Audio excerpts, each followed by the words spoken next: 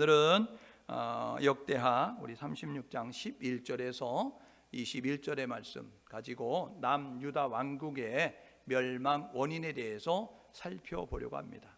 이것을 더 자세히 알려고 하면 열왕기하 24장 18절에서 25절, 그리고 예레미야 52장 1절에서 11절을 읽으면 남유다 멸망 때의 상황이 어떠했는가를 더 자세히 알 수 있어요. 그러니까 여러분들이 남유다가 왜 멸망을 했는지 반면 교사 삼아서 우리는 멸망의 길을 따라가지 않기 위해서, 우리는 하나님이 기뻐하는 삶을 살기 위해서 이것을 잘 배우면서 우리가 이렇게 삶을 살게 될 때에 하나님의 기쁨이 되는 그러한 삶이 되어질 수 있는 것이죠. 이스라엘은 출애굽의 은혜를 입었어요. 출애굽은 하나님의 은혜로 말미암아 애굽에서 나오는 것이죠.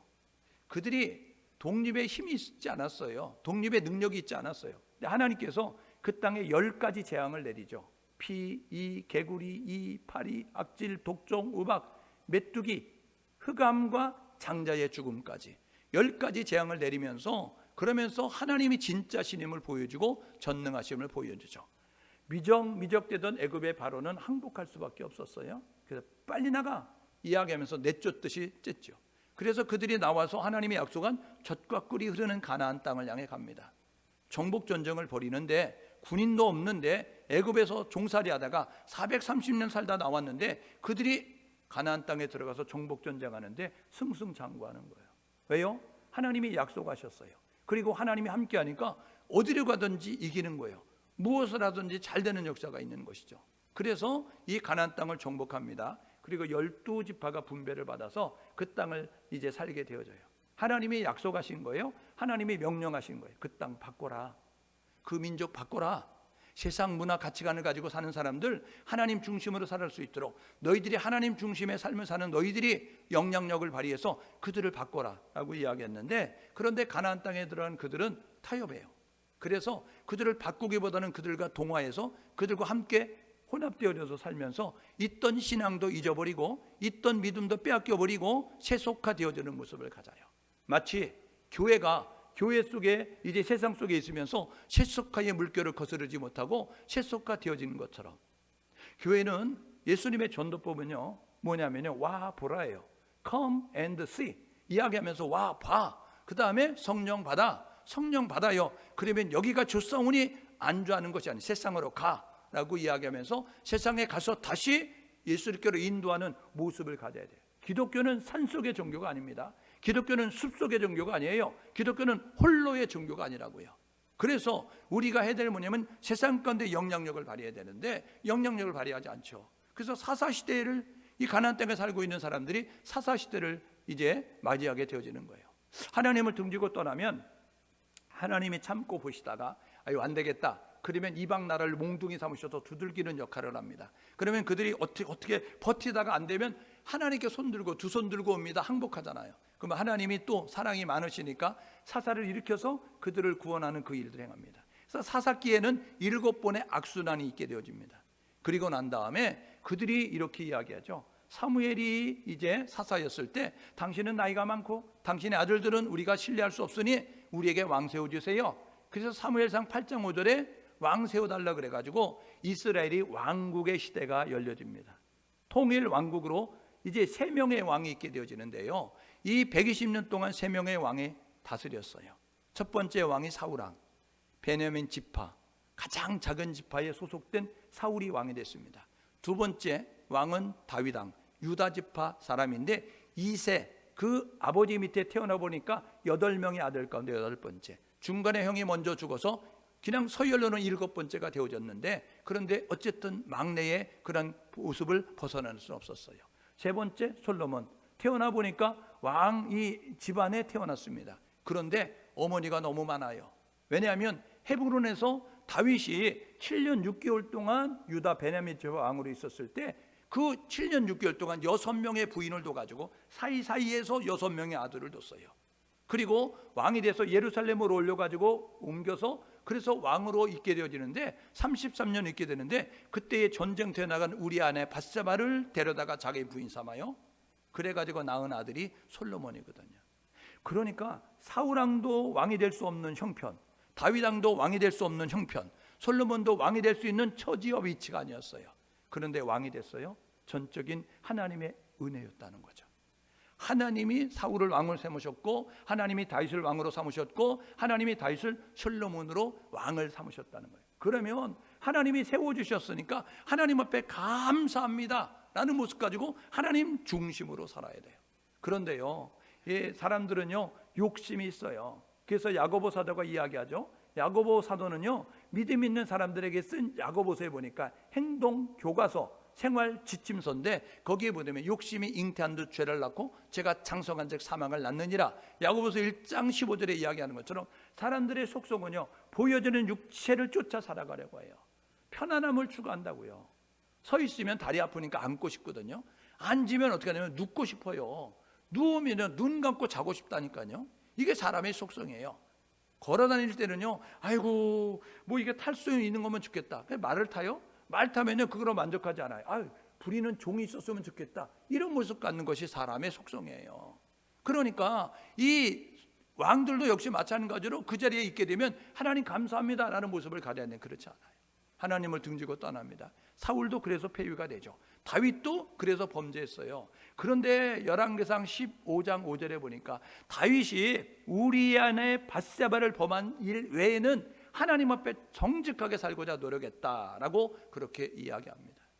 그래서요 그는 회개하고 다시는 그 죄를 짓지 않기 위해서 노력함으로 말미암아 사도행전 13장 22절에 하나님께서 보시기에 내 마음에 합한 자라고 인정하는 모습을 가져요.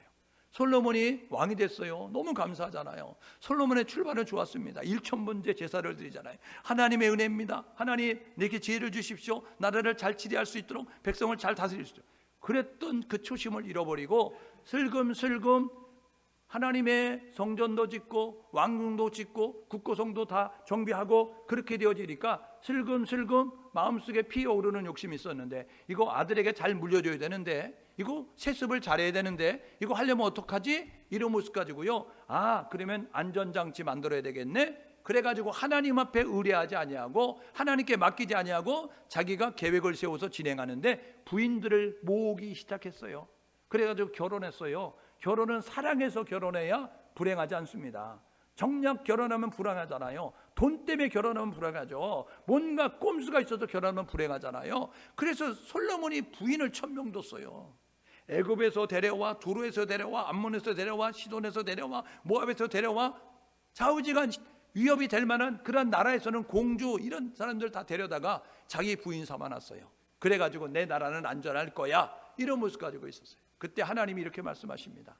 솔로몬에게 야 내가 너에게 일찍이 2번 나타났잖아. 3장 5절에 열왕기상 3장 5절에 열왕기상 9장 2절에 내가 2번씩 나타나서 다윗의 이걸로 걸으면 네 나라 길다고 말씀했잖아. 그런데 너 내가 말한 거 듣지 않냐고 너 마음대로 너가 이렇게 계획을 세워? 그래서 내가 너가 죽고 나면 나라 반으로 쪼갠다 라고 이야기하죠. 그리고 난 다음에 정말 솔로몬이 죽고 나서 그 아들 르호보암이 왕이 됐어요. 그때 하나님이 다시 한번 기회 주십니다. 르호보암에게. 근데 르호보암은 솔로몬보다 한술 더 뜨는 거예요. 우리 아버지가 채찍으로 너희들 다스렸냐?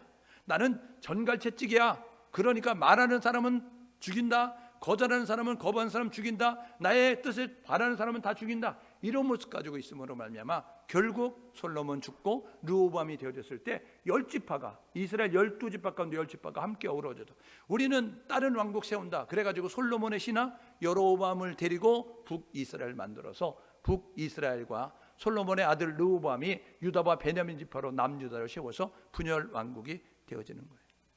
분열 왕국이 이게 보십시오. 이 솔로몬의 이게 통일 왕국 시대의 도표거든요. 이 사울, 다윗, 솔로몬 이게 120년 동안 이렇게 통일 왕국이었어요. 그리고 솔로몬이 죽었을 때가 BC는 주전, before Christ, 예수님 오시기 전 931년에 나라가 반으로 갈렸다는 거죠. 북이스라엘 이 931년에 시작된 북이스라엘은 BC 722년에 그 당시에 세계 최강국인 아수르라고 하는 나라의 멸망을 당합니다. 남유다 르호보암 솔로몬의 아들 르호보암이 세웠는데요. 931년에 시작된 남유다 역사는 BC 586년 그러니까 북이스라엘이 722년에 멸망당하고 약 130년 뒤에 그때의 남유다가 세계의 최강국은 위치가 바뀌었어요. 아수르가 아니라 바벨론. 그래서 바벨론이라고 하는 나라의 멸망을 당하게 되는 것이 이 통일왕국과 분열왕국 시대의 역사다라고 말씀을 드리죠. 그래서 북이스라엘은요 10지파가 함께 어우러져서 그래서 이제 북이스라엘을 만듭니다. 그런데 이 북이스라엘은요 9개 왕조가 있어요. 19명의 왕이 있었는데 9개 정권이 바뀌었다니까요. 이 북이스라엘은 어떤 일이 벌어졌느냐면 왕이 있잖아요. 그 아들에게 왕을 물려주잖아요. 그런데 신하가 가만히 보니까 별 볼일 없는 거예요. 그러면 반란을 일으켜서 왕을 죽이고 자기가 왕이 돼요. 자기 아들을 왕을 시켜요. 그 아들의 아들을 왕을 시켜요. 그러다가 신하가 또 보니까 아이고 별 볼일 없어요. 그러면 죽이고 자기가 왕이 돼요. 그래서 북이스라엘은 9명의 왕으로 바뀌어지는 거예요. 9개 왕조로 바뀌어지면 19명의 왕이 있겠네. 그런데 19명의 왕 가운데 한 명도 하나님 보시기에 아름다운 왕이 없어요. 한 명도 하나님 보시기에 착한 왕이 없는 거예요. 왜요?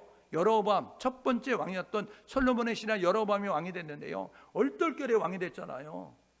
그러니까 하나님께 집중하고 나아가야 되는데 그런데 그가요 그 자리를 빼앗기지 않기 위해서 하는 것이 뭐냐 하면 제사장 아무나 시키고요, 그리고 절기도 마음대로 바꿔버리고요, 그리고 베델과 이 단이라는 곳에 우상 단지 만들어 놓고 야 예루살렘까지 가지마, 여기서 예배드려, 이런 모습 가지고요 그렇게 행함으로 말미암아 결국 북이스라엘은 한 명도 착한 왕이 없어요. 남유다는요 한 개의 왕조로 흘러갑니다. 3번의 쿠데타가 있었어요. 왕이 시덥지 않아가지고 신하들이 죽인다고요. 그런데 북이스라엘과 차이가 있는데 북이스라엘은 신하가 왕이 돼요, 죽인 사람이. 근데 이 신하들은 왕을 죽이고 난 다음에 자기들이 왕이 안 돼요. 그 죽은 왕의 아들을 왕으로 세워요. 그래서 한 개의 왕조로 흘러가는데 20명의 왕이 있어요. 20명의 왕 가운데서 8명은 선한 왕이에요. 하나님 보시기에 착하게 살려고 하는 그런 모습을 가렸습니다. 3대, 4대, 8대, 9대, 10대, 11대, 그리고 13대, 16대, 이 8명의 왕은 선한 왕이다라고 이야기할 수 있어요. 그리고 한 명의 여왕이 있는데 그 여왕은 누구냐면 북이스라엘, 이 악한 왕들 11명의 왕 가운데 더 악한 왕이 있었어요. 최고로 악한 왕, 그 왕이 누구냐면 아합 왕입니다.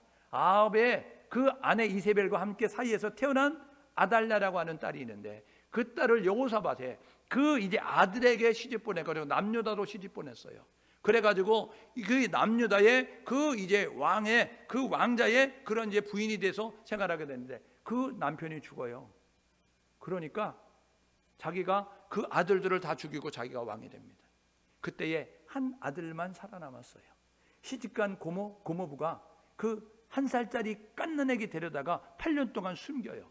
그리고 키워가지고 그가 왕이 될 때 이 아달랴 아합의 딸은 결국 폐위가 되는 그런 모습을 가지며 남유다가 흘러가죠. 그래서 이렇게 살펴볼 수 있어요. 보시면 이렇게 명이 나오는데 여기 여러분들이 보시기에 오른쪽에 보면 별표로 되어 있는 게 있습니다. 그게 8개거든요. 8명의 선한 왕이 있었다는 거예요. 그래서 잘 안 보이니까 저걸 보라는 거야 말라는 거야. 그래서 제가 친절하게 여기다 또 펴놨어요.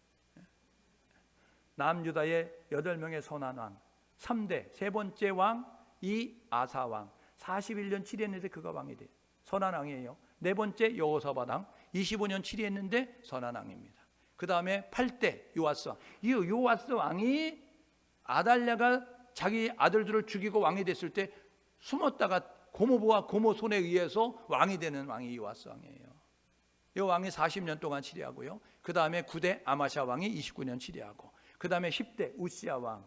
여러분 이사야 선지자가 이야기하죠. 우시야 왕이 죽더네 라고 이야기하면서 이사야 선지자가 언제 활동하냐면 이 우시야 왕, 이때부터 이사야 선지자가 이제 활동을 하기 시작합니다. 52년 치리하고요. 그 다음에 요담 왕이 11번째 왕 16년 치리하고, 13대 히스기야 왕 이때에 29년 치리합니다.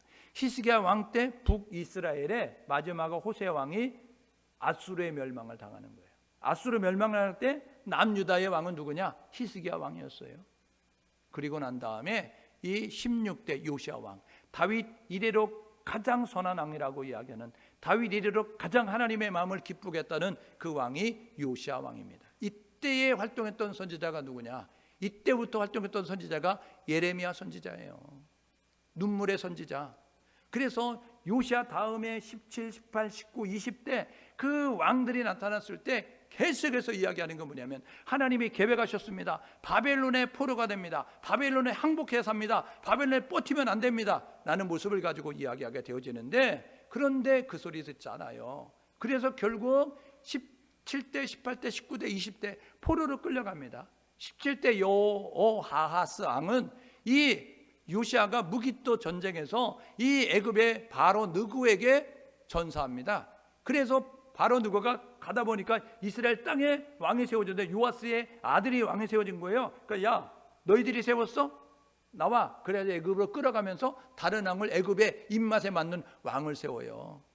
그 왕을 세웠는데 그 왕은 또 나라의 패권이 바뀌어가지고 바벨론이 그렇게 이제 애굽과 전쟁하다가 보게 되어지니까 애굽의 왕이 세웠다는 거예요. 그럼 친애굽이겠네?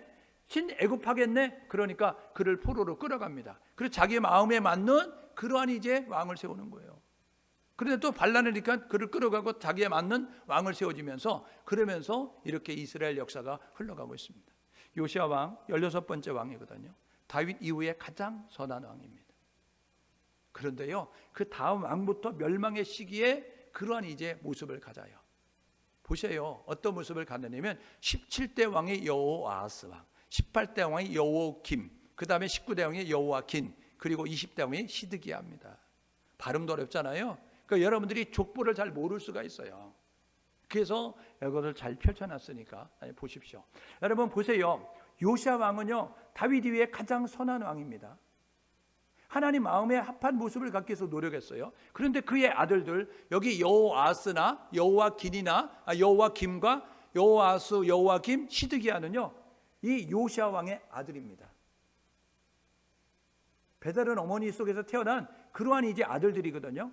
그런데 그 아들들이 뭐라고 이야기하면 여호와 보시기에 악을 행하였다라고 이야기하잖아요. 신앙교육이 제대로 안 된 거죠. 신앙교육이 제대로 안 된 거예요. 여러분 그 사사기 2장 7절, 사사기 2장 10절 그 말씀 찾으셨으면 올려주시면 좋은데, 거기에 보게 되면요, 여호수아가 가나안 땅을 정복합니다.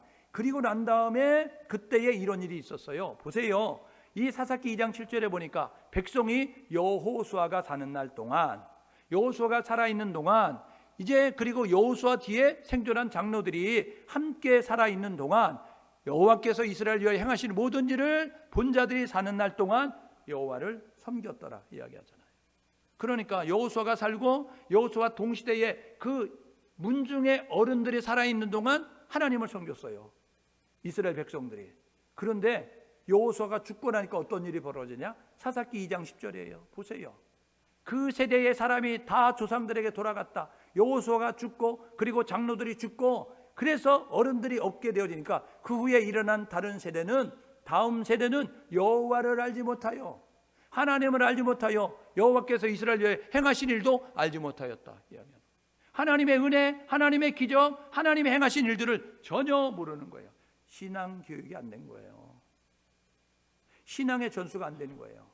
그러니까 여호수아는 정복하고 분배하는 일에 전심하다 보니까, 그리고 장로들은 하나님의 일들을 행하면서 하나님을 섬기는 데 열심히 하다 보니까 다음 세대 교육이 안 돼가지고 다음 세대가 지금 신앙 교육이 안 돼서 무너지는 모습을 갖게 됐습니다. 그래서요, 여러분 보시죠. 사무엘상 2장에 보십시오. 엘리 제사장 역할은 엘리 제사장. 그런데 사무엘상 2장 12절에 엘리의 아들들은 행실이 나빠 여호와를 알지 못하였더라. 엘리 제사장의 아들들이 행실이 나빠 여호와를 알지 못하였더라 라고 이야기하잖아요. 여러분 그 뒤를 이어서 사무엘이 사사가 됩니다. 근데 8장 3절 봐요. 기가 막히죠. 사무엘의 아들들은 자기 아버지 사무엘의 행위를 따르지 아니하고 이익을 따라 뇌물을 받고 판결을 굽게 하니라 라고 이야기하잖아요. 사무엘의 아들들도 신앙교육이 안 돼가지고 하나님을 두려워하지 아니하고 뇌물을 받고 판결을 굽게 하는, 우리가 흔히 이야기하는 무전유죄, 유전무죄, 이렇게 행동하고 있는 모습을 가지고 있는 거예요. 그러니까 여호와 보시기에 악을 행하였어요. 그래서요, 여러분 요시야 왕 때는요, 열왕기하 22장 2절에 하나님 보시기에 정직해 가요. 그런데요, 보세요. 이 여호아스 보십시오. 여호아스가 여호와 보시기에 정직히 행하여서 그의 조상 다윗의 모든 길을 행하며 자로나 우러나 치우치지 아니하였도다. 하나님 앞에 정직히 행하는 것이죠, 여호시아는요. 그런데 그 다음에 왕이 되던 여호아스, 여러분 23장 32절 봐봐요. 요아스의 뒤를 이어서 17대 왕이 된 여호아스 그의 조상들의 모든 행위대로 여호와 보시기에 악을 행하였더라. 17대 왕 여호아스가 악을 행하잖아요. 그러면 18대 왕이 됐어요. 그 왕은 어떻게 살았냐? 37절 여호와김이 그의 조상들의 행한 모든 일을 따라서 여호와 보시기에 악을 행하였더라. 그러면 17대 18대가 악을 행하며 살았어요. 그러면 그의 아들 여호와긴이 왕이 됐어요. 19대 왕은 어떻게 살았냐? 24장 9절에 보니까요, 여호와긴이 그의 아버지의 모든 행위를 따라서 여호와 보시기에 악을 행하였더라. 그러면 그 조카가 이제 폐위가 되고 바벨론에서 왕했던 시드기야는 어떻게 살았냐? 24장 19절에 이렇게 이야기합니다. 그가 여호와김의 모든 행위를 따라 여호와 보시기에 악을 행한지라. 요시아는 하나님 보시기에 정직히 행하는데 나머지 왕들은 17대, 18대, 19대, 20대 왕은 이 남유다가 멸망할 때에 있었던 왕들은요 여호와 보시기에 악을 행하였더라라고 이야기합니다.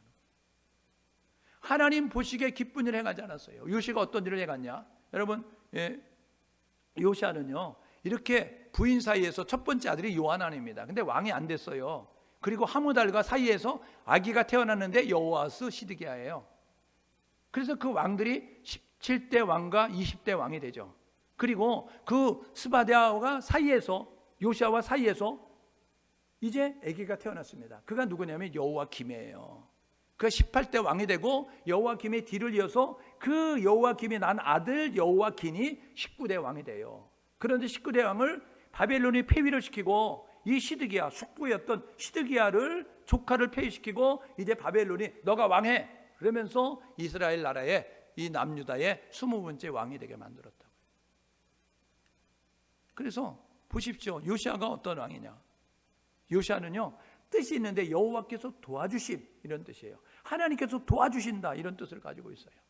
그는 남유다의 그 악한 왕이 있잖아요. 8명의 왕들을 위해서 20명 가운데 선한 왕이고 나머지 12명이 악하잖아요. 근데 가장 악한 왕이 누구냐면 북이스라엘은 아합이라면 남유다는 므낫세입니다. 므낫세. 히브리서 11장에는요 믿음의 사람들을 열거합니다. 믿음은 바라는 것들의 실상이고 보지 못하는 것들의 증거니라고 하면서 믿음으로 노아는 믿음으로 아브라함은 믿음으로 에녹은 믿음으로 모세는 믿음으로 쭉쭉 이야기하면서 믿음의 사람들을 열거하거든요. 그런데 히브리서 11장 35절쯤에 가면 어떤 이들은 톱으로 켜서 죽임을 당하며 이야기하는데 그때에 톱으로 켰던 사람이 누구냐면 므낫세. 톱으로 켜서 죽임을 당했던 사람은 이사야.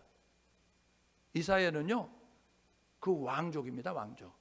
그러니까 족보를 켜보면 므낫세의 그러한 집안 문중 어른이 이사야예요. 그런데요 므낫세가 가장 악하니까 톱으로 켜서 죽이는데 자기 문중의 어른도 죽이는 거예요. 그렇게 악한 모습을 가졌던 그 아들, 그 손자고 그리고 그 므낫세가 낳은 아들이 아몬인데 그 아몬의 아들이 요시아입니다. 이 요시아가요 16대 왕이 됐어요. 8세에 즉위해가지고 31년 동안 토리하게 되는데 여러분 그 아들들이 이제 왕이 됐던 것을 아까 말씀드렸죠. 주요 업적이 있습니다. 다윗 이후에 선한 왕이라고 이야기했는데 어떤 일을 행했냐? 무너진 하나님의 성전을 수리합니다. 시간이 흘러가니까 성전이 낡아지잖아요. 그 성전을 수리하는데 성전 수리하다 율법책을 발견합니다. 하나님 율법책. 그래가지고 율법을 읽으면서 통해 자복하고요. 그가 한 일이 뭐냐면 회개하고 우리가 말씀으로 산다. 우리는 말씀으로 돌아간다. 우리는 말씀대로 실천한다. 그래서 회개하고 하나님께 돌아와요. 그리고 하나님 앞에서 언약을 갱신합니다. 이제는 말씀이 중심이 돼서 산다. 우리는 말씀대로 하며 산다. 이야기. 그리고 이스라엘 전역의 우상을 제거해요. 우상을 제거하는 게 집안의 우상을 제거하는 게 여러분 이렇게 간다는 것처럼 제거되는 게 아니에요. 나라의 우상을 제거하는 거는. 지금 한남동에 이슬람 사원이 있죠. 그 이슬람 사원을 지금 우리 정부가 오늘부터 이슬람 사원은 폐지합니다. 이렇게 되어지면요. 그게 폐지가 되는 게 아니라니까요. 외교 분쟁이 일어나는 거예요. 이슬람권이 들고 일어나면서 종교 탄압한다. 이제 저 한국이라는 나라는 이제 이슬람 그 기도처를 없앤다. 이런 모습 가지고요. 분쟁이 일어나는. 그 당시에 우상을 제거한다. 솔로몬 때부터 우상을 지어지기 시작해가지고 그 만연된 우상 하루 1년 있던 이것이 아니고 그 오랜 세월 동안 있었던 우상들 그 신전들을 제거하는데 그게요. 자기 자리를 걸지 않으면 할 수 없는 일을 요시아는 내가 이 자리를 뺏기더라도 내가 외교 문제이 돼서 문제가 되더라도 나는 이 우상을 철거해야 되겠다. 하나님을 믿는 백성으로. 그래서 우상을, 이스라엘 전역에 있는 우상을 제거하는 거예요. 지도자는요, 결단할 땐 결단할 줄 아는 겁니다. 비겁하게 뒤에 숨는 게 아니에요. 여러분, 보스와 지도자를 아십니까? 보스는요, 뒷짐지고 얘들아 쳐라 하는 게 보스고요, 지도자는 뭐냐면 앞장서다 하는 게 지도자입니다. 여러분, 지도자를 잘 만나면 행복하고요, 지도자를 잘 만나면 불행해지는 거예요. 예수님은요, 보스가 아니었어요. 예수님은 지도자였지. 예수님은 앞장서서 본을 보여주셨다고요. 그런데 조폭에 여러분 보스들 보셨어요? 그들은요, 뒤를 지고 야, 어디를 접수해야 되는데 거기 가서 야, 형님 저희가 하겠습니다 하고 그 밑에 사람들이 가서 정리하고 오잖아요. 정리되고 나면 형님이 가서 야, 잘했어 이런 모습까지. 이게 보스예요. 여러분, 우리의 지도자가 보스가 되지 않고 지도자가 될 수 있도록 저와 여러분 기도하셔서 정말 나라를 위하여, 국민을 위하여, 그리고 그 조직의 단체들을 위하여서 구성원들을 내서 희생하고 헌신할 수 있는 그런 모습을 가질 수 있도록 노력하는 우리 모두가 될 수 있기를 주님의 이름으로 축복합니다. 그래서 잠언에 보게 되면요, 지도자를 만나는 게 잘 만나는 것이 복이라고 이야기해요. 요시야 보세요. 이스라엘 전역에 우상 제거하죠. 그리고요, 잊어버렸던 유월절 절기 지킵니다. 하나님이 약속하셨어요. 이스라엘 백성들 가나안 땅에 들어가면 3대 절기 지켜라. 3대 절기. 남자들은 유월절, 오순절, 초막절 3가지 절기 지켜, 이렇게 이야기했어요. 유월절은요, 애굽에서 나온 해방이래요. 애굽에서 나온 해방, 하나님의 은혜로 애굽에서 해방됐다, 그 나라에 있지 마. 오순절은 뭐냐면요, 시내산에서 하나님 율법을 주신 날이에요. 이게 신약에 오면 사도행전 2장에 여러분 오순절 날에 성령 강림하잖아요. 교회만 왔다 갔다 한다고 신자가 아니라니까요. 교회만 왔다 갔다 하면 천국 가는 게 아니라니까요. 로마서 8장 9절에 그리스도의 영 없으면 그리스도의 사람 아니야 라고 이야기하잖아요. 성령 받아야 된다고요. 여러분, 거듭나야 된다고요. 그런데요, 이제 이 오순절 날, 이 날에 너희들이 율법을 수여받았으니, 구약에는 하나님의 말씀대로 주님께서 율법을 주시잖아요. 신약에는요, 이제 우리가 성령을 받아 성령의 인도하심을 받으니까 성령을 주시잖아요. 그날을 기억하면서 하나님을 예배하라는 거예요. 초막절, 장막절은 무슨 의미가 있느냐면, 애굽에서 나와서 가나안 땅에 들어가는 40여 년 동안 하나님이 광야길에서 너희를 보호하셨다. 먹이시고 입히시고, 그러니까 너희 자식들 데려다가 신앙교육 시키라는 거예요. 너희들 인생 살다가 힘들고 어려운 일 있지? 내가 너희들보다 먼저 가는데, 자식들아, 손자들아, 내가 너희들보다 이상 떠나게 되는데, 내가 없을 때, 내가 있으면 하나님께 기도하고 그러는데, 내가 없을 때 너희들 곤란한 일 당하면 역사를 행하셨던 하나님을 기억하고 하나님을 찾아, 하나님을 예배해, 하나님께 기도해, 하나님이 도와주실 거야. 그리고 신앙교육하라는 거예요. 초막절, 장막절에. 그래서 유월절을 잘 지켜요. 그 다음에 신앙적인 암흑기였거든요. 예배단이 다 무너졌어요. 예배단을 수축하는 거예요. 예배단을 회복하는 거예요. 코로나19 때문에 한국에 여러분 예배단이 수축된 거 아시죠? 예배단이 여러분 반토막된 거 아시죠? 해야 할 것이 있고 하지 않아야 할 것이 있습니다. 여러분, 아무리 어려워도 우리가 숨은 쉬어야 되듯이, 아무리 어려워도 우리가 밥을 먹어야 되듯이, 저와 여러분 모두가 신앙의 사람들은요, 아무리 어려워도 예배단을 회복하고 예배단을 수축하고 예배단을 지킬 수 있는 우리 모두가 될 수 있기를 주님의 이름으로 축복합니다. 예배단이 무너지면 끝나는 거예요. 여러분, 성경이 우리에게 교훈하잖아요. 예배의 성공은 인생의 성공이고 예배의 실패는 인생의 실패인 겁니다. 창세기 4장에 가인이 예배에 실패하니까 살인자 되잖아요. 여러분, 예배에 성공하면 인생의 성공이 되고 예배에 실패하면 인생의 실패가 된다는 사실 기억하셔서, 오늘 예배하는 우리 모두가, 한국교회의 이 위기는 예배의 회복이 안 돼서 그래요. 예배가 무너져서 그래요. 기도가 약화돼서 그래요. 예전에는 그렇게 기도하지 않았어요. 철야 기도했다고요. 그런데 지금은 어떤 기도예요? 철야 기도가 아니고 그냥 대충 형식적인 기도하잖아요. 토요일 날 일함에도 불구하고 철야하면서 기도했는데, 토요일 날 일하지 않는데도 불구하고 우리는 철야 기도 가지고 심야 기도해. 9시에 나와서 10시에 끝나는 1시간 대충 떼고 마는 그러한 기도에, 그러니까요, 여러분 다르죠. 약화되는 거잖아요. 요시아는요, 무너진 예배단을 수축하고 하나님께 집중하는 모습을 가져서 종교의 최대의 부흥기를 맞이합니다. 그런데 희한하죠? 이 요시아가요, 그렇게 하나님 앞에 바로 서면서도 실수합니다. 무기또 전쟁할 때, 무기또 전투할 때 하나님께서 막으시잖아요. 가지마, 안돼 이야기하는데요, 그가요 인간적인 생각을 가지고 애굽에 바로 누고 올라갈 때 안돼 우리가 막아야 돼, 그런 모습 가지고 막다가요 거기서 전사하게 되어지는 거예요. 그래서 요시야 죽으면서 그 다음에 여호아스 왕 되어지면서, 그러면서 이 남유다는 브레이크 파열된 차가 언덕에서 아래로 곤두박 질고 내려가듯이 그렇게 멸망의 가속도가 붙어서 내려가기 시작하는 거예요. 아까 봤잖아요. 17대, 18대, 19대, 20대 왕 뭐라 그래요? 여호와 보시기에 악을 행하여, 여호와 보시기에 악을 행하여, 여호와 보시기에 악을 행하여, 여호와 보시기에 악을 행하였다라고 이야기하는 그런 모습을 가져요. 그래서 요시야 죽고 난 다음에 그의 아들 왕이 되죠. 그의 아들 왕이 되죠. 그 다음에 그의 아들 이제 여호와긴, 이 여호와김의 아들 여호와긴이 이제 왕이 됐어요. 그런데 그도 폐위가 되고 다시 요시야의 아들이 왕이 돼요. 요시야가 이렇게 선한 왕이었어요. 근데 그 아들들이 3명이나 왕이 되는데 그 아들들 가운데 하나도 하나님 보시기에 선한 왕이 없는 거예요. 악한 왕으로 끝나는 거예요. 그래서 우상 숭배하고 악을 행하여서 멸망을 재촉하는 모습을 갖게 됐습니다. 시드기야 마지막 때 왕, 오늘 읽었던 11절에 이야기하죠. 시드기야의 뜻이 뭐냐면 여호와는 정의로우시다, 여호와는 정의시다. 여러분 아모스 선지자를 통해서 하나님이 하셨던 말씀은 공법이 물같이 정의가 하수같이 흘러넘쳐야 된다고 이야기합니다. 여러분 정의 있고 공의로운 모습을 가져야 되는 거예요. 정의가 뭡니까? 공의가 뭡니까? 우리가 살고 있는 사회가 정의로워야 되는 거예요. 우리가 살고 있는 사회가 공의로워야 되는 것입니다. 하나님이 주목해 보시는 거예요. 정의를 잃어버리게 되면, 공의를 잃어버리게 되면 하나님이 심판할 수밖에 없죠. 시드기야 남유다의 마지막 왕이에요. 그리고 21세 등극해서 11년 통치합니다. 그런데 9년 되어졌을 때 시드기야가 이런 결정을 내리는 거예요. 시드기야는 바벨론 나라에서 왕이 됐어요. 그런데 바벨론의 조공을 잘 바치다가 그가 이렇게 보니까 애굽이 살아나는 거예요. 옛날에 강국이었던 애굽, 이집트가 살아나는 거예요. 그러니까 그 이제 이스라엘 나라에 애굽파가 있고 바벨론파가 있는 거예요. 그런데 그 사이에서 눈치 보다가 결정 내렸어요. 시드기야가 우린 이제 애굽 편에 선다. 애굽과 동맹해서 바벨론을 반항한다, 바벨론을 거부한다, 이런 모습 가지고 이제 조공 안 바쳐.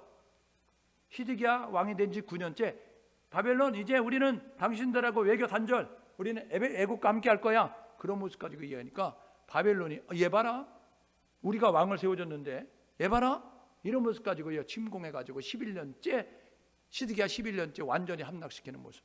세 차례 침공해가지고 완전히 여호와긴 잡아가고 여호와김 잡아가고, 그리고 시드기야 잡아가면서 세 차례 이제 예루살렘 침공해가지고 완전히 초토화시키는 모습을 가져요. 시드기야 왕의 실수가 뭘까요? 남유다 마지막 왕의 실수가 뭘까요? 오늘 읽었던 12절도 15절에 말씀이 있습니다. 첫 번째가 뭐냐면 악을 행하였다는 거예요. 하나님 보시기에 악을 행하였다. 이게 뭐예요?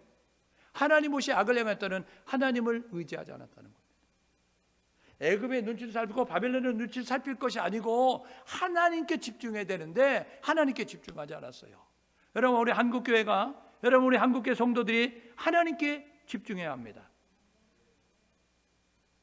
여당에 야당에 우리가 어떻게 유리할까, 이거 보면 안 된다니까요.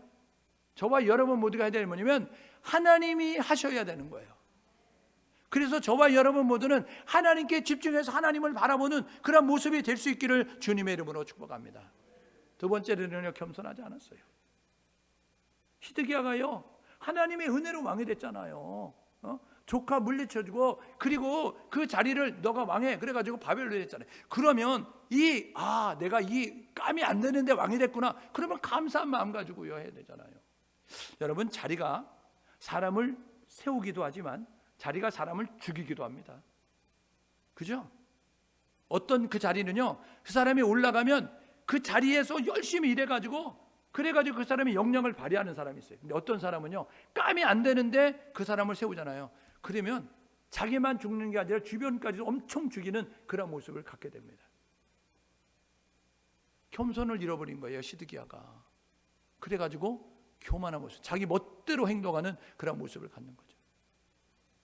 세 번째로는요, 13절에 있습니다. 하나님께 돌아오지 않아요. 바벨론 왕 앞에서 충성서야겠습니다. 나는 바벨론만 섬기겠습니다. 하나님의 이름을 걸고. 그런데요, 배반하는 거예요. 바벨론. 그 배반론 하니까 바벨론이 이야기하는 거예요. 야, 너가 하나님의 이름을 걸고 맹세했잖아. 근데 왜? 그러니까요, 자신이 맹세했던 것도 그냥 헌신짝 버리듯이 버리는 그런 모습을 가지면서 하나님의 말씀을 떠나는 거예요. 하나님을 경외하는 모습이 없는 모습. 네 번째가 뭐냐면 가증한 일을 행했습니다. 가증한 일은 뭐냐면요, 하나님이 기뻐하지 않는 일이 가증한 일이거든요. 그런데 이 가증한 일, 우상을 숭배하는 모습을 통하여서 하나님의 성전을 더럽혔습니다. 거룩이 능력이거든요. 하나님은 우리에게 내가 거룩하니 너희도 거룩하라고 말씀하거든요. 한국교회가 거룩해야 합니다. 한국교회가요, 세상적인 그러한 법칙이 들어와서 여러분, 한국교회가 정직을 잃어버리면 안 됩니다. 세상 사람들처럼 속인다고 속이고 세상 사람들처럼 그렇게 세상적 가치관을 가지고 가면 안 돼요. 한국교회가요, 갑자기 붐이 됐잖아요. 그때의 한국교회가 할 일은 하나님의 은혜니까 하나님 이것을 어떻게 해야 되죠? 하나님께 물어보고 하나님이 원하는 곳에 재산과 물질과 인원과 이 능력을 써야 되는데 그렇게 하지 않았어요. 한국교회 하나님 앞에 묻지 아니하고 뭐 했냐면요, 교회를 엄청나게 크게 짓고 그리고 수양관을 사고 교회 묘지를 사고 그런 거 필요하죠. 근데 더 중요한 것이 있어요. 사도행전 1장 8절에 오직 성령이 너희에게 임하시면 너희가 권능을 받고 예루살렘 온 유대 사마리아 땅끝에 내 증인 되라. 디모데전서 2장 4절에 하나님의 소원은 모든 사람이 구원받는 것이고 모든 사람이 진리를 아는 데 이르르길 원한다. 하나님의 소원이, 하나님의 기쁨이, 하나님의 비전이, 하나님의 그러한 이제 명령이 무엇인지를 알고 그 일을 행해야 되는 거예요. 그렇게 하지 않아요. 한국 땅, 여러분 이렇게 잘 산 지가 얼마나 오래된 줄 아세요? 100년 된 줄 아세요? 새끼 밥 걱정 없이 먹는 지가 100년 된 줄 아냐고요. 우리는 5,000년, 반만 년의 역사를 자랑하고 있는데 그동안에 외세의 침입이 1000여 번 이상 돼가지고, 그래서 우리의 인사법은요, 아침에 일어나면 뭐냐면 밤새 안녕하셨습니까? 별일 없었냐는 거예요. 그 다음에 만나면 인사하는 게 뭐냐면 진지 드셨습니까?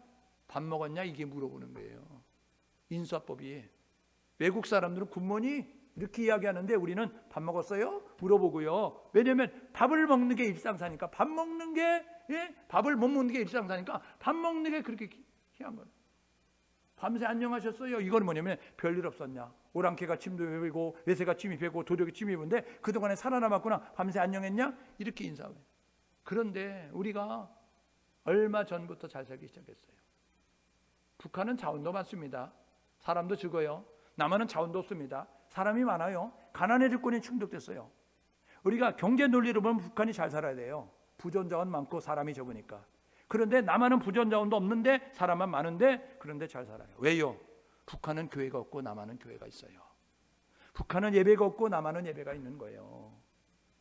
하나님께서요, 자원도 없는 사람만 많은 가난이 이렇게 충족됐지만 이 땅을 축복해 주셨다고요.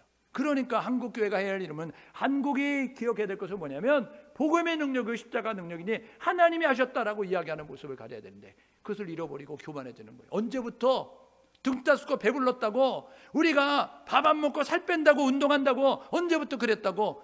100년 됐습니까? 200년 됐습니까? 예전에는요, 뭐라 그러냐면 밥 먹은 다음에 얘들아 뛰지 마, 배 꺼진다 뛰지 마 이야기한 거예요.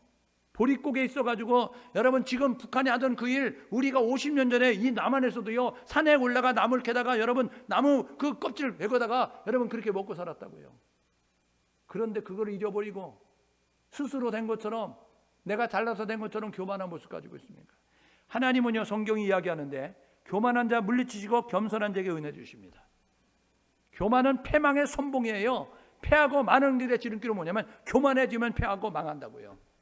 가증한 일, 성전 더럽히니까 하나님께서 그 땅을 징계하시는 거죠. 그래서 보십시오. 선지자 보냈어요. 듣지도 않아요. 예레미야 25장 4절에 내가 여러 명의 선지자를 듣지 않았다. 예레미야 선지자가 이야기했거든요. 바벨론에 항복해야 됩니다. 근데 듣지 않아요. 그리고 옥에 가둬요. 구덩이에 던져요. 그런 모습을 가져요. 선지자 소리 듣지 않죠. 하나님께서 징계하시는 거예요. 그 당시에 최강국 바벨론 일으키셔가지고 17절 23절에 보니까 뭐라고 이야기하냐면 바벨론 갈대아 사람의 왕의 손에 붙여가지고 그래가지고 예루살렘에 들어와요. 어떻게 했어요? 파괴한다니까요. 다 무너뜨려요. 성전 무너뜨리고, 하나님의 성전 무너뜨리고, 그리고 솔로몬 궁전 무너뜨리고, 그 다음에 예루살렘 그 도시를 둘러싸고 있는 성벽 다 무너뜨리는 거예요. 그 다음에 닥치는 대로 다 죽였어요. 청년만 죽인 게 아니라 남녀노소, 어린아이든 노인이든 여인이든 다 죽였어요. 심지어는 병자까지도 눈에 띄면 다 죽였어요. 잔인하게 살해하는 모습을 가졌어요. 세 번째로 성전에 있는 그릇, 왕궁에 있는 금그릇, 은그릇, 귀중품들 다 빼앗아갔습니다. 그래서 다니엘서 5장에 여러분 바벨론 나라에 느부갓네살 뒤를 이어서 왕이 됐던 벨사살 왕이 있죠. 벨사살 왕이 이제 많은 고관 신료들 데려다 놓고 잔치하잖아요. 그러다가 주웅이 무르익으니까 야 저기 이스라엘 땅에서 가져온 그릇 좀 가져와봐 그랬어요. 그러면서 그거 들고 뭐라 하는지 아세요? 야 이게 이스라엘 사람들이 섬기는 그 성전에 있던 잔이었냐? 그 예배 드릴 때 제사 드릴 때 쓰는 잔이야? 야 술 좀 부어봐. 그 술 따라서 마셨어요. 그리고 신하들에게 야 다 같이 들어 그러면서 위하여 하는 모습 가지고요. 그러면서 하나님의 성전에 쓰는 거룩한 것을 가지고 술 그릇을 담아가지고 그렇게 먹으니까 하나님께서 손가락이 나타나더니 벽에 글씨 쓰는 거예요. 메네 메네 데겔 우브라신, 너의 인생 끝났다. 너 오늘 여기까지야. 그날 밤에 암살돼 죽었어요. 거룩하지 않으면 하나님이 심판하십니다. 그래서 그날 밤에 죽어요. 다니엘서 5장 끝절에 봐봐요. 그리고 나서 어떤 일이 벌어지냐면 왕이 시드기야가 잡혔어요. 그러니까 바벨론의 왕이 이야기하는 거예요. 야, 눈 똑바로 떠. 그러더니 야, 왕자들 데려와. 그들이 목을 베라. 해서 목을 베는 거예요. 여러분 부모가 가장 아픈 게 뭐냐면 자식을 앞세울 때잖아요. 그런데 왕자들이 칼날로 죽는 것을 시드기야가 보게 되는 거예요. 그 다음에 바벨론의 왕이 이야기합니다. 너는 이제 세상을 보물고 살면 안 되겠다. 눈 뽑아. 그래서 눈 뽑았어요. 바벨론에 끌어가가지고 죽을 때까지 거기다가 죽었습니다. 그런데 오늘 읽었던 20절 하반절에 이야기하죠. 바벨론이 통치가 이 유다 땅을 통치하는 것은 바사가 일어나기까지였다. 바벨론의 뒤를 이어서 메대 바사가 일어나거든요. 그 메대 바사의 첫 번째 왕이 구레스 왕입니다. 이사야서 44장 25절에 이사야 선지자는 우시야 왕이 10번째 20명의 왕 가운데 10번째 왕이었던 우시야 왕이 왕이었을 때 활동했던 선지자. 그런데 이사야서 44장 25절에 45장 1절에 나의 목자 구레스 그를 통하여서 이스라엘이 포로기한 될 것을 말씀하셨어요. 오늘 읽지 않았던 22절 23절에 보십시오. 바사왕 구레스가 왕이 원년에 바사왕 구레스 원년에 이스라엘 돌아가서 너희들이 섬기는 신의 그 신전 지어라. 비용은 우리가 다 낸다. 모습 가지고요. 이렇게 포로 귀환을 명령하는 그러한 이제 일이 있게 되는 것을 보게 되죠. 오늘 말씀을 통해서 우리가 이렇게 결단하고 사셔야 됩니다. 남유다가 왜 멸망했는가 돌아보면서 우리의 인생이 멸망하지 않게 해서 한국교회가 멸망하지 않게 해서 우리 한국이 멸망하지 않게 해서 해야 될 일이 있습니다. 첫 번째는 뭐냐면 듣는 귀를 가져라는 거예요. 요한계시록 2장 3장에 소아시아에 있는 7교회 편지하면서 성령이 교회들에게 하시는 음성을 들을지어다. 여러분 듣는 귀가 열려질 수 있기를 주님의 이름으로 축복합니다. 전조 증상이 있는 거 아시죠? 감기 걸리려고 하면 목이 따끔따끔하든지 골치가 지끈지라든지 몸이 으실으실하든지 감기 증상이 있어요. 그래서 감기 걸리는 겁니다. 여러분 전조 증상이 있다니까요. 어느 날 갑자기 찾아오는 거 아니에요. 주목하면 주의하면 발견할 수 있습니다. 한국교회, 여러분 들을 귀가 있어야 되는 겁니다. 우리 속담에 이런 말이 있습니다. 도둑이 들려가면 잘 짓던 게 또 짓지 않는다. 여러분 망하는 사람은 특징이 있는데 눈이 가려지고 귀가 가려집니다. 주변 사람은 다 보고 듣는데 본인만 못 들어요. 우리가 해야 될 뭐냐면 듣는 귀가 열려질 수 있기를 주님의 이름으로 축복합니다. 두 번째로 겸손한 자세를 잃지 마십시오. 개구리 올챙이 쪽 생각 못하면 안 되죠. 개구리가 그냥 개구리가 된 게 아니고 올챙이를 거쳐서 된 거예요. 한국교회가 이렇게 부흥된 게 갑자기 된 게 아니라니까요. 우리가 하나님 앞에 약속한 것이 있어요. 부흥을 주십시오. 10만 명의 선교사 파송하겠습니다. 부흥 주니까 10만 명의 선교사 파송하기보다는 자기 집 짓고 자기 생활하는 데 급급한 모습을 가지고 있어요. 하나님을 향해서 사기쳤어요. 하나님을 향해서 거짓말했다고요. 하나님이 손해보시고 가만히 있을 것 같습니까? 하나님이 속고 가만히 계실 것 같아요? 한국교회 부흥 주십시오. 한국교회가 선교사 파송하였어요. 10만 명 그렇게 사기쳐놓고 거짓말해놓고 지금 선교사 파송 안 하고 건물 짓고 교육관 짓고 수양관 짓고 묘지 짓고 뭐 이런 것들 행하면서 지금 있으면 하나님이 하나님의 때에 하나님의 방법으로 심판하시죠. 세 번째, 거룩을 유지하십시오. 거룩이 능력입니다. 삼손이요 사산대요 거룩을 잊어버리니까 하나님이 떠났어요. 그랬더니 비참한 인생이 됐습니다. 여러분, 세상에서 가장 비참한 인생은 뭐냐면 하나님이 안 계신 인생입니다. 여러분, 가장 비참한 교회는 뭐냐면 하나님이 없는 교회예요. 돈이 없는 교회가 아니고 재정이 없는 교회가 아니고 사람이 없는 교회가 아니고 여러분, 하나님이 안 계신 교회. 한국교회 하나님 계십니까? 우리 한국교회 성도들 가운데 하나님의 성령이 계시냐고요. 오늘 저와 여러분 모두가 해야 될 뭐냐면 우리 안에 거룩한 성령이 계실 수 있도록 거룩을 유지해야 합니다. 거룩한 생각을 하십시오. 거룩한 말을 하십시오. 거룩한 행동을 하십시오. 다섯 번째, 하나님만 의지하세요. 하나님도 의지하고 하나님만 의지하는 것은 한 글자 차이입니다. 만과 도. 근데 하나님만 의지하는 것은 유일 신앙이고 하나님도 신앙하는 건 다신 신앙이에요. 하나님은 언제 역사하냐면 하나님만 의지할 때 역사하십니다. 하나님도 의지하는 신앙 가운데 하나님 역사하지 않아요. 지금이야말로 우리 한국교회가, 지금이야말로 우리 한국교회 성도가, 지금이야말로 우리 한국이 하나님께 집중해야 됩니다. 하나님을 바라보고 하나님을 의지하셔서 이걸 반면교사 삼아서 이것을 교훈 삼아가지고 우리가 이 나라가 다시 한번 부상하고 다시 한번 비상하고 다시 한번 하나님께 쓰임받는 교회가 되고 성도가 되고 그리고 열방 가운데 많은 선한 영향력을 발휘할 수 있는 우리 한국 새마을운동 통해서 잘 사는 나라가 됐다고 말할 수 있는 그런 부유함이 있잖아요. 전쟁을 겪었는데 식민지 아픔을 했는데 이렇게 잘 사는 나라, 야 대한민국을 봐, 그렇게 살 수 있어. 우리가 좋은 모델이 돼야 되잖아요. 선한 영향력을 발휘하려면 하나님이 도와주셔야 되는 거예요. 이대로 침몰하면, 이대로 끝나면 우리가 영향력을 발휘하지 못하잖아요.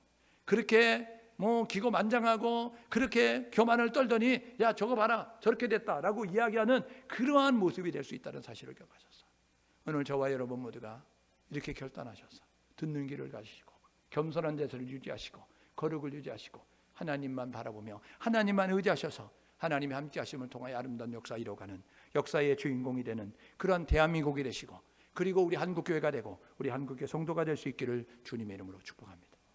함께 마음을 모두 기도하게 해요. 남유다는요 더 존속할 수 있었어요. 그런데 여호와 보시기에 악을 행하여서 하나님의 징계가 임할 수밖에 없었습니다. 우리 한국의 사회가, 우리 한국 교회가, 우리 나의 신앙의 모습이 하나님 보시기에 심판할 수밖에 없는 모습이 있다고 한다면 하나님께서 우리에게 회개하기를 원하십니다. 내가 잘못하지 않았어도 나의 죄처럼 인정하고 고백하면서 하나님께 나아가야 됩니다. 한국을, 한국교회를, 우리 가정을 하나님 손에 올려드립니다. 하나님 거룩하게 하셔서 하나님 함께 하셔서 하나님만 섬겨서 하나님의 은혜와 축복 가운데서 아름다운 역사 이룰 수 있도록 도와주옵소서. 함께 마음을 모두어 기도하겠습니다. 하나님 아버지 은혜를 감사합니다.